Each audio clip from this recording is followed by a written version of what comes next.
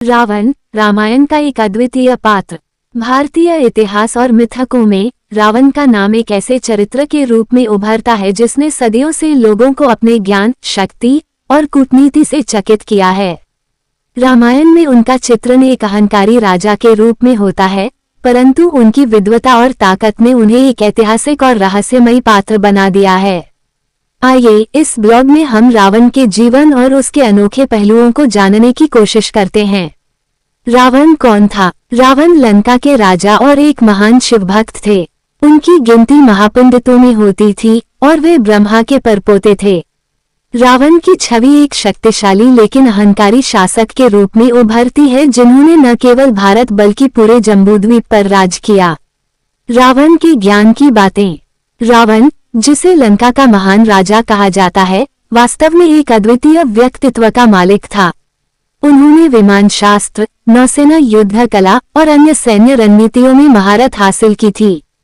उनका राज्य शक्तिशाली था और उसे उत्कृष्ट शासन प्रणाली का आदर्श माना जाता था। रावण को उनके गहन ज्ञान और विद्वत्ता के लिए जाना जाता था। उन्होंने न केवल वेदों में महारत हासिल की थी, बल्कि वे एक उत्कृष्ट वीणा वादक भी थे।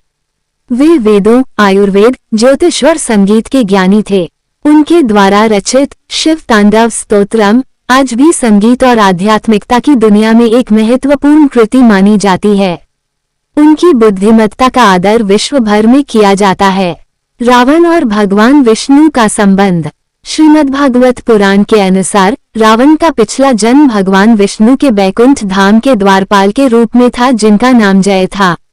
एक श्राप के परिणामस्वरूप वो रावण के रूप में जन्मा और अंततः भगवान विष्णु के ही अवतार श्री राम द्वारा उसका अंत हुआ।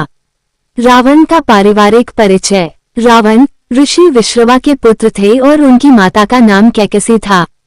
वाल्मीकि रामायण के अनुसार उनकी 3 पत्नियां थीं और उनके भाई कुंभकर्ण और विभीषण भी उनके साथ रामायण की कथा में महत्वपूर्ण भूमिकाएं निभाते हैं।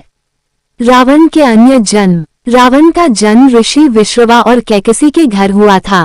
श्रीमद्भागवत पुराण के अनुसार वह और उसके भाई कुंभकर्ण पहले बैकुंठ धाम में जय और विजय के नाम से जाने जाते थे, जिन्हें भगवान विष्णु के द्वारपाल के रूप में एक शाप के कारण पृथ्वी पर जन्म लेना पड़ा।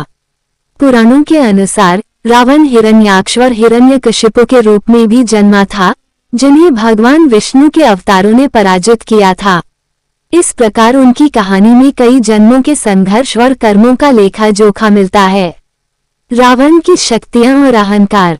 रावण अपनी अद्भुत शक्तियों के लिए प्रसिद्ध थे, लेकिन उनका अहंकार उनके पतन का कारण बना।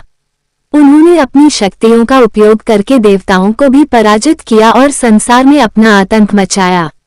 रावण और सीता का अपहरण। रामायण में सबसे चर्चित घटना है सीता का अपहरण, जो रावण ने किया था। ये कदम उनके विनाश की ओर एक महत्वपूर्ण कदम साबित हुआ। रावण का अंत। रामायण में वर्णित रावण और राम का युद्ध न केवल एक लड़ाई थी, बल्कि अच्छाई और बुराई, धर्म और अधर्म के बीच एक संघर्ष था। रावण का अहंकार और सीता हरण में अंततः उनके पतन का कारण बना। श्री राम के हाथों उनका अंत होना न केवल एक युद्ध का अंत था, बल्कि यह धर्म की अधर्म पर विजय का प्रतीक भी था। निष्कर्ष। रावण एक जटिल और बहुआयामी पात्र है जो अपने आप में अनेक विरोधाभासों को समेटे हुए है। रावण के जीवन से हमें ज्ञान, शक्ति और अहंकार के संयम की महत्वपूर्ण शिक्षा मिलती है। आज भी रावण का चरित्र हमें ज्ञान, शक्ति, अहंकार और पतन की कहानियों से सिखाता है।